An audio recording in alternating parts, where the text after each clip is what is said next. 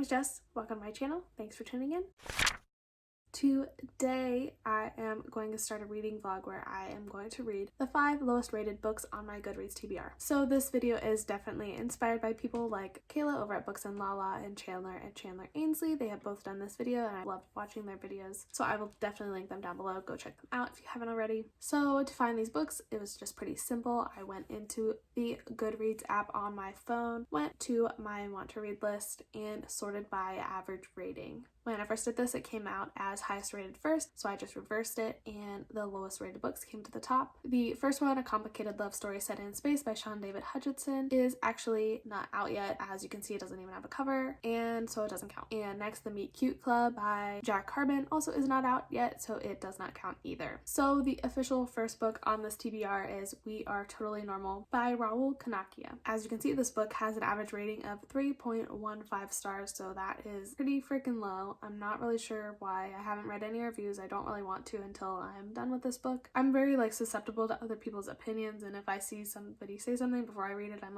reading it and oh, looking for what they're talking about. We are just going to go into these books knowing they are low rated, which is bad enough for my mental psyche. So this is a queer YA contemporary, which sounds right up my alley. This was actually featured on my Q1 most anticipated new releases. This book follows Naden, whose plans for junior year go awry when he hooks up with a boy for the first time. And yeah, I don't know, it sounds good to me. I love a good queer YA contemporary. I have no idea why it's low rated, but we will find out, I guess. The next official book on this list is The Careful Undressing of Love by Corianne Haydu, which I actually have, so that's perfect. This one has a 3.32 average rating on Goodreads, which is definitely pretty low. This book follows a group of girls called the Debonair Girls who are cursed and that any boy they love will meet an untimely demise. But these girls don't really believe in the curse wholeheartedly until Jack, the boy that everyone loves, suddenly dies. So this is a YA magical realism, I believe. I picked this up before knowing anything about the ratings on Goodreads. I had no idea it had such low ratings, so I definitely was drawn to something in this description, so I hope that I end up liking it. Next book is Wildfire by Carrie Mack. This book has a 3.35 rating here on Goodreads. This book follows Annie and Pete, who have been best friends forever, and as they get older and their friendship grows, Annie thinks she might want something more. They end up going out on a 10-day backpacking trip, but an accident interrupts their progress, and they begin to lose the trail. I think this kind of turns into a survival type story. I heard about this one from Books and Lala, and so I added it to my TBR, not realizing it was so low rated. So I am interested to see why it has such a low rating, but I hope I still like it anyway because I like these kind of books as well. Next is You Must Not Miss by Katrina Lena, which has an average rating of 3.39 stars. Katrina Lena was one of my favorite YA authors. She writes some beautiful books. I believe this is another YA magical realism, and it follows Magpie, whose family is kind of imploding, as well as her life at school, and to escape everything, she dives into her notebook and this place she creates called Near, where she can have everything that she wants. It kind of makes me sad to see a Katrina Leno book so low rated. So yeah, I hope this is just a fluke and that I actually end up loving this book because I love Katrina Leno and it would make me so sad if this book isn't great. And finally, the last book that I'm going to be reading for this video is Nothing Happened by Molly Booth. This one has an average rating of 3.43 stars. It is a modern retelling of Shakespeare's Much Ado About Nothing. It follows 2 sisters, Bea and Hannah, who are camp counselors at their parents' summer camp. I believe one of the sisters gets into a female-female romance, which is why it ended up on my TBR in the first place, I believe. I think there's also some other drama that happens in this book that I've got to figure out. I've never read Shakespeare's Much Ado About Nothing, so I really don't know what the plot's gonna be like. I hope this is good. I kind of looked at the first chapter and I'm not sure that the writing style is that great. It's a little immature, but I don't know. I guess I'll find out. So those are the 5 lowest rated books on my Goodreads TBR, and I am gonna go get reading. First book up, I just started We Are Totally Normal by Raul Kanakia. I am not liking it so far, to put it lightly. I'm about an hour into the 7-hour audiobook. Frankly, I'm appalled by what has happened so far. The writing style is not very good. The characters are very immature and not fleshed out very well, not very realistic. I mean, I knew that the main character is gonna hook up with a boy for the first time, not knowing that he's even attracted to boys, and that just happened. And the main character is really, really drunk, and the other guy is totally sober. It's not like he forced himself on the main character, but it's still just really strange. He did it willingly, but he didn't like it. and he was only doing it because he didn't want the other guy to touch him, and the other guy like enjoyed it a lot. It's just very strange. It was a very weird interaction, and it made me feel icky, and I did not like it. I have no idea where it's going to go from here. I really don't want to finish this book. I probably would DNF it if it wasn't for this video. So thankfully it's a really quick audiobook. Hopefully I'll just bang it out today or tomorrow. I think I know why this one is so low rated on Goodreads. I don't really see it redeeming itself anytime soon, but who knows? We'll see, I guess. I finished We Are Totally Normal by Raul Kanakia, and I really freaking hated it. So this has actually gone down in rating even since I filmed those last clips. It is now sitting at an average rating of 3.03 on Goodreads. I ended up rating it 1 star. I would have DNF'd it if it were not for this video. I listened to the audiobook and I really wished that I wasn't listening to it on Scribd, because on Scribd you can only listen to things on double speed. You can't listen any faster, and I wish I had listened to this faster and gotten it over with faster. It just was very strange. I didn't like the main character at all. A lot of his actions and the things that he did were very problematic. I'm gonna put some spoilers here just in case you are interested in reading this book and don't want to be spoiled for it. But anyway, so our main character, he is questioning his sexuality, and there's nothing wrong with questioning your sexuality, of course, but the way that he went about it was very odd and not necessarily the best depiction. So he goes back and forth a lot about whether he is queer, whether he really enjoys sex or not, whether he enjoys sex with this boy that he is boyfriends with, and a lot of the things that he does are very manipulative and very hurtful of the other people around him. Towards the end of this book, he comes to this realization about himself that he just wanted to be queer to like change up his personality and to get attention, which is kind of icky. He also like breaks up with his boyfriend and is like, oh, I'm straight now again, but then at the end they like get back together and his boyfriend's like never mad at him at all. It was just really weird, and the voice of the main character was just really annoying. I don't know if that was partially the narrator or not, but he was just very immature. Just the way that he talked to people was odd and unrealistic. Me personally, I did not enjoy this book. I did not see the value in it, and I thought it was really annoying and could be construed as problematic for sure. So, as this was the absolute lowest rated book on my Goodreads TBR, after reading it, I kind of think it deserves that rating, to be honest with you. So that is my thoughts on that. Hopefully the other books won't be so disappointing.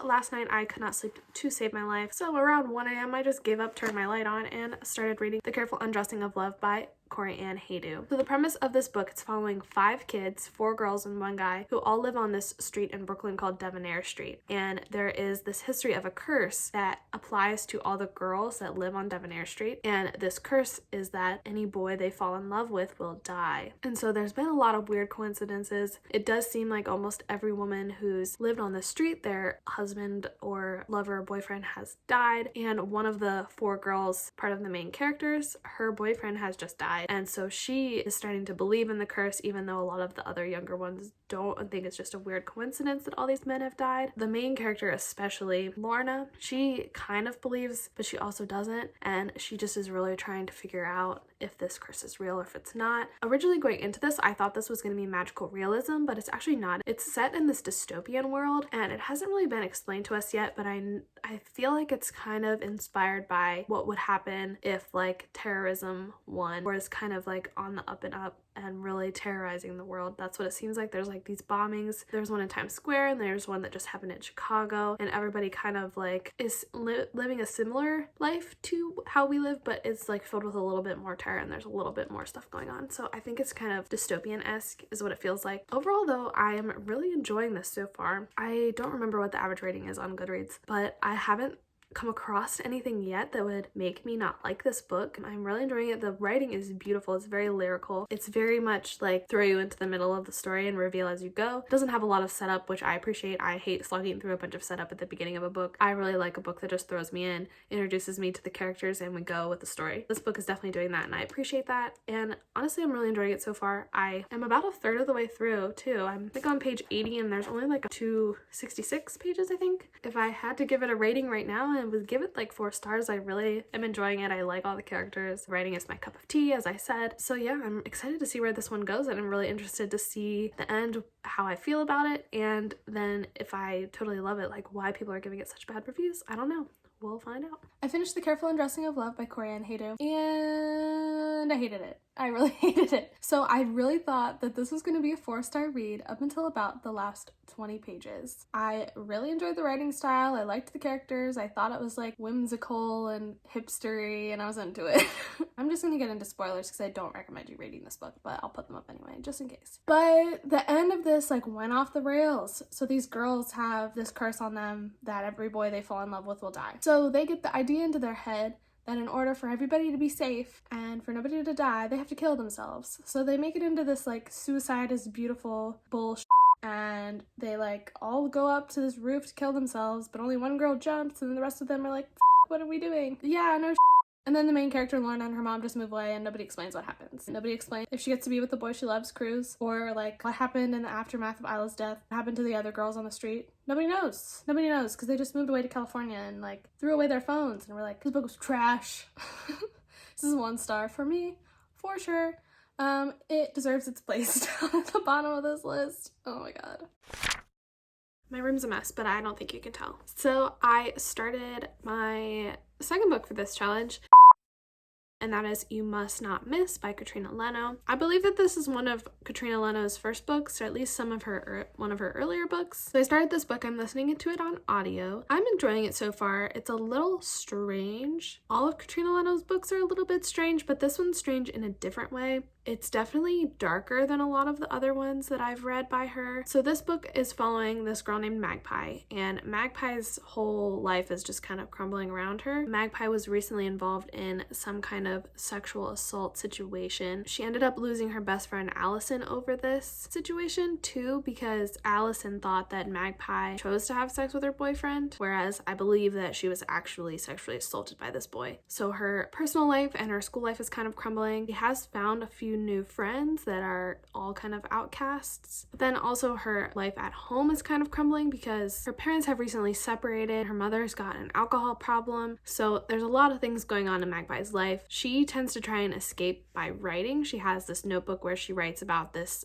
ideal world where she would like to live if she could choose, and in this world like she's totally safe, she's totally in control of everything. She actually figures out that this world is real, and she finds like a kind of a portal into this world in her shed in her backyard. So she starts visiting it. I kind of get the feeling that it's a little bit more sinister than she thinks that it is, just because of the tone of the book. It's definitely a little bit dark. I believe that revenge is an element in the plot of this book. She definitely is very resentful of what's going on around her, but basically that's where I am right now. I'm really not too sure where it's gonna go. I can imagine it getting darker. If I had to rate it right now, I think I would give it 3 stars. I'm enjoying it, but it's not blowing me away. Especially compared to Katrina Leno's other books, I don't believe it's written as well. This is actually the first Katrina Leno I've listened to on audio though, so I don't know if that's affecting my rating. Overall, I'm enjoying it so far. I don't really have any major complaints, so I am interested to kind of finish it up and see where it ends up. It's a pretty short book, so my Libby app says I'm on track to finish listening to it in like 2 hours. Hopefully I'll finish it up today or tomorrow. I probably will just update you when I'm finished. Unless something crazy happens, I'm gonna keep reading. I have now finished reading You Must Not Miss by Katrina Leno. It was an interesting one for sure. It's very hard for me to describe how I felt about it because it was such a strange and unique book. I think that I'm going to settle on 4 stars. I definitely really did enjoy it, and I appreciated it for what it was trying to do. It definitely is a very dark story, especially towards the end. It is quintessentially a revenge plot. The main character, as I mentioned in previous clips, has had a lot of bad shit happen to her in her life. She just finally gets to this breaking point where she can't handle it anymore. She has this world to escape into, but this world also obeys her every whim. So it gives her a lot of power and almost corrupts her as a person. She has now the ability to exact revenge on all of these people in her life who have wronged her. It's interesting that this has such a low rating on Goodreads because when you scroll through the reviews, all of the top reviews are 4 and 5 stars. So I really didn't even get to see a lot of the negative reviews, but I think the complaints are in where the author went with this book in the end. And I can definitely understand that because throughout the story, she makes these new friends who are really supportive and really awesome and really kind and want to be there for her and want to help her. And I think a lot of people probably wanted her to lean on them and allow them to support her and kind of remediate her and get her life back on track. There's just so many terrible things happening to her in her life that she doesn't really see that as an option, and she's so emotionally stunted that that's not really what she wants to happen. She wants to take her revenge on these people and doesn't see why she shouldn't, so she does. I liked that.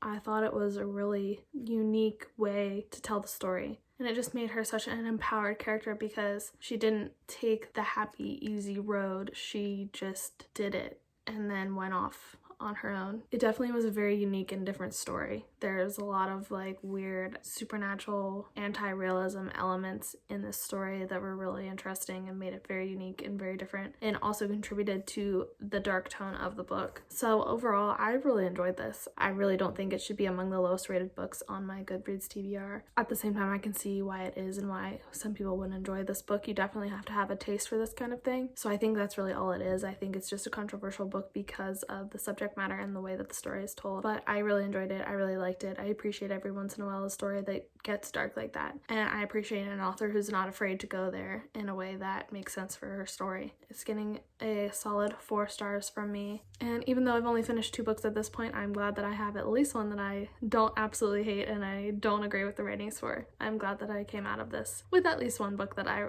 really enjoyed. So on to the next one. I am now a little over halfway through Nothing Happened by Molly Booth, and so far I am enjoying reading this. This originally made its way onto my TBR because I thought it was a female-female romance. It does have a female-female relationship in here, but it's not like the main focus. So this book basically follows a bunch of camp counselors at this summer camp. The 2 sisters, who I think are on the main cover, their family owns this summer camp. They are like the 2 main characters. The younger sister, Hannah, is the one in the female-female relationship, and it is really cute how they get together, and they're cute together, and I like them together, but it's not really the main focus of the book. The main focus of the book is actually getting her sister, B, to admit that she has feelings for this other counselor named Ben, and they had kind of had a falling out this past summer, and nobody really knows exactly what happened. We as the reader don't really know exactly what's happened. It's being slowly revealed throughout the story what happened between them. Their friends all know that they both like each other and are trying to get them both to kind of admit their feelings for each other and get them together. So as I mentioned, I'm really liking it so far. I really enjoy the summer camp setting. It is really fun and it just makes me happy, and it just feels like being a kid again, and I enjoy that aspect of it a lot. The writing of this story isn't the best. Like, it's not high quality polished writing. That's not necessarily a bad thing. It's just something I've noticed. It's not really a huge issue for me. I haven't read any of the reviews for this. I really have no idea why people don't like this and why this is one of the lowest rated books on my TBR. So I'm really interested to see if something happens in the second half that I'm really going to dislike, or if people's main gripe with it is just the writing style that's kind of not very mature. I'm not really sure. I have no idea. So far I'm liking it. If I had to rate it right now, I'd probably give it a 3-star. It's fun. It's nothing mind-blowing, but it's also nothing bad either. I'm enjoying reading it, so hopefully I'll finish it today and I will update you when I'm finished unless something else crazy happens, but that's the plan.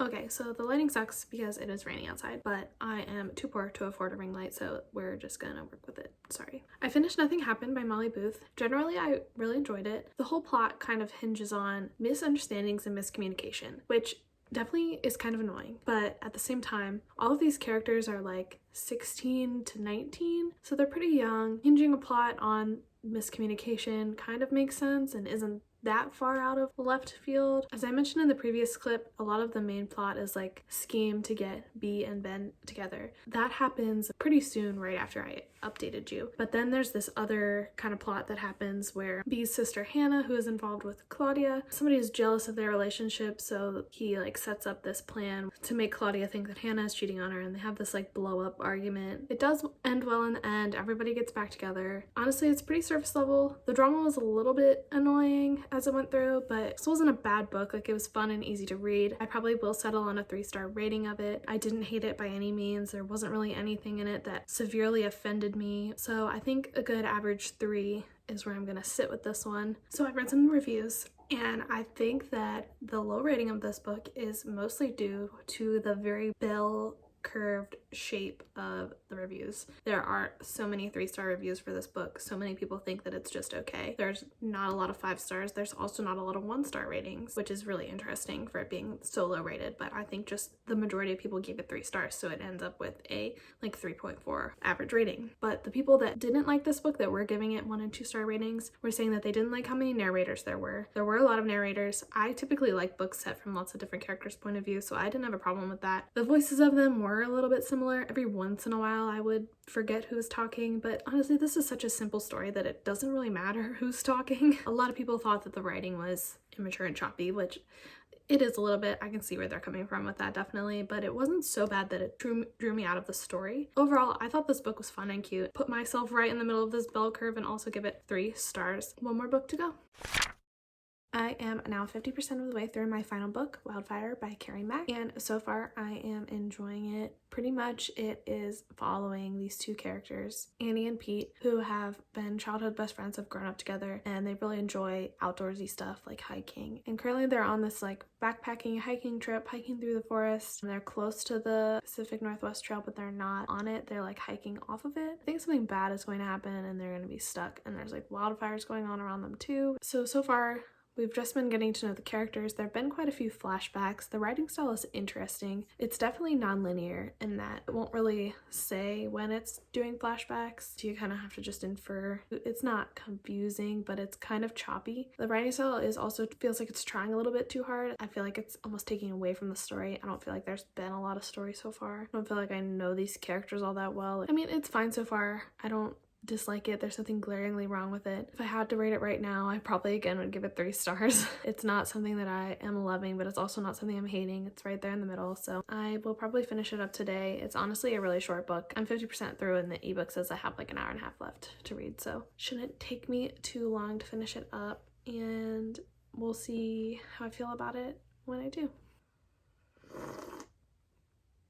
Wildfire by Carrie Mack. I finished it. It is complete. It is done. My last book for this challenge is finished. So this book for me, I think is like a 3.5 star. Can't decide if it's a 3 or a 4, so I'm just gonna do the cop-out answer and go with a 3.5. So I enjoyed this, especially at the end. I definitely got emotional when it came to the characters and their fates. I obviously had some kind of connection with them throughout the story, but I really didn't feel this connection until the very end, and there were like dramatic things happening and people dying, so definitely was a short book. It could have done with some more character development and some more story, and as I mentioned in the previous clip, the writing was really choppy, switching between the present storyline and flashbacks, and it doesn't really tell you when they're flashbacks, and they're flashbacks to different time periods. It's not like it's just 2 timelines, it's like 50 million timelines, so it's honestly kind of confusing, and it's like switches mid-chapter, so that made it a little choppy, and I think that affected my ability to connect to the story and the characters and what they were going through. At the end, I did like it, so I went and read a couple reviews for Wildfire to see why it has such a low rating on Goodreads. One of the main reasons that it has such a low rating is because it only has 49 reviews. I didn't realize that it had so little reviews, so that is definitely a big contributing factor, especially since very few of those reviews are 5 stars. The majority of them are 3 stars, which is why it is sitting near a 3-star rating. But I did find a 1-star review, and their main complaint was that they thought that this book was kind of problematic and that it romanticized reckless decision making, because these characters are kind of stupid. They go out hiking, they're not on a trail, phones aren't fully charged, they don't have the correct maps, he thinks he knows where he's going but he really doesn't, and instead of learning from this mistake, the character at the end just goes right back out on a hike in the woods.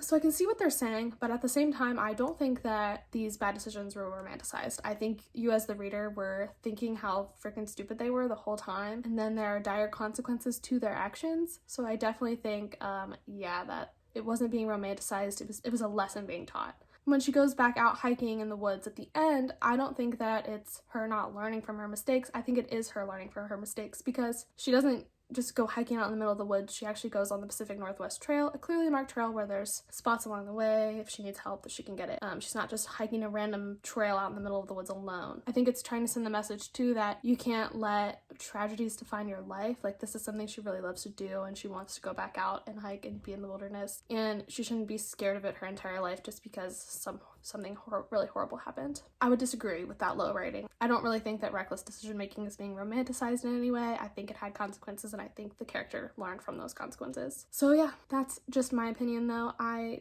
did ultimately like this book and enjoy reading it. This wasn't anything that is making it onto my favorites list, which none of these books did, so I guess that's okay. So this one is ending up with a 3.5 stars, liked it, but didn't love it. I don't think it deserves such a low rating, and hopefully once more people read it, that rating will be brought up a little bit. And that brings us to the end of our challenge here. So I have successfully read all 5 of the lowest rated books on my Goodreads TBR, and it was quite a journey, let me tell you. So I think the biggest takeaway from this is that the lowest rated books on my TBR are likely not going to become favorites, and that's okay. Because even though I absolutely hated 2 of these books and gave them 1 star each and think that they deserved their place at the bottom of this list, the other 3 books I read I quite liked. They got 3, 3.5, and 4 stars respectively. So the first book I read is We Are Not Normal by Raul Kanakia. This book I gave 1 star, absolutely hated it, thought it was completely problematic. The next book I finished was The Careful Undressing of Love by Corianne Haydu. Again, I hated this, gave it 1 star. Next, I read You Must Not Miss by Katrina Leno, and this was my favorite book of the experiment. I gave this one 4 stars. I really enjoyed it. The 4th book I finished was Nothing Happened by Molly Booth. It was cute, it was fun, it was set at a summer camp. I gave it 3 stars. And then the final book I finished was Wildfire by Carrie Mack. This book was enjoyable to read. I had a little trouble with the writing style, but ended up really coming to love the characters in the end, and this one got 3.5 stars from me. So overall, this experiment was a lot of fun. It was really interesting to read these books and see where I fell among the reviews. I definitely would say I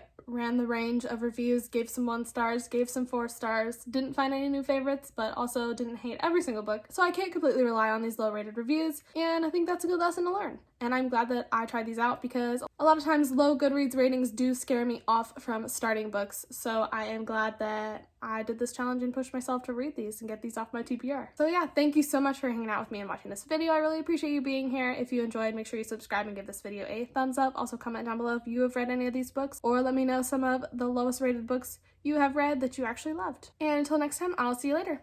Bye.